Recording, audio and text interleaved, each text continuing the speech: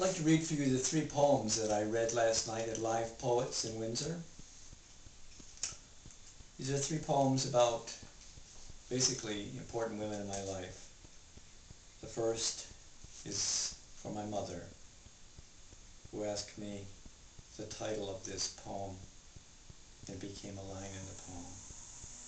Are you happy sleeping with a different woman every night? Visiting home at 35 from my new home in California after the usual 3-day truce, my mother said to me, "Are you happy sleeping with a different woman every night?"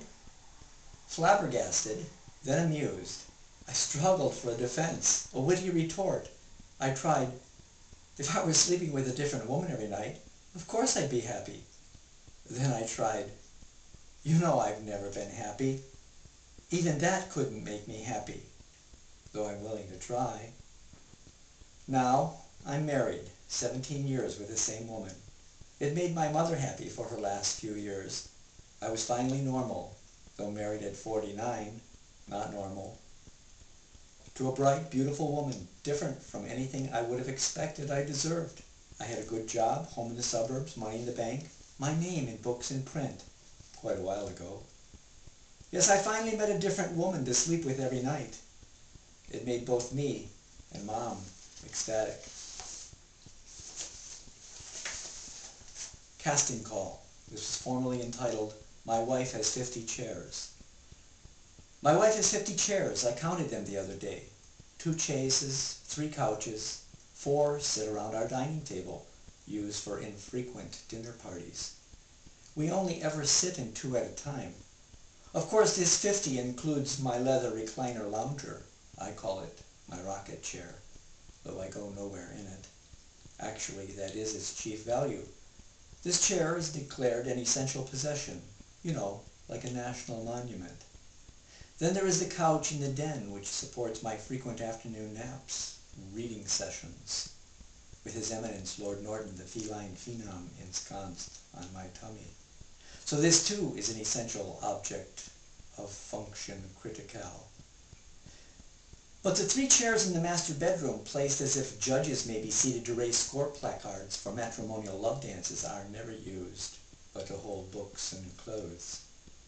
The couch and chase and chairs in the living room are used only for rare dinner parties, and so exist exclusively for the pleasure of Lord Norton. The basement holds the real treasures. An old couch, perfect for watching baseball on hot afternoons in a cool basement, hence a dispensation for said treasure. Then there's my wife's revered granny's old chair, which she insists on placing in my exercise area, next to another chase, which not even the cat will use, afraid of being psychoanalyzed, perhaps.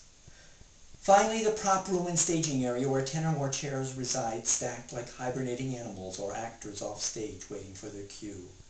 To my wife, each chair is like a special character in a pantomime play. Placement marks, posture, stance, expression, all inherent, waiting for her direction. Lastly, I drive my mother-in-law to Florida the last 3 years. On the way down this year, this became the highlight of the trip. What I didn't see at the Cookery restaurant on I-75. Lunch at a truck stop buffet.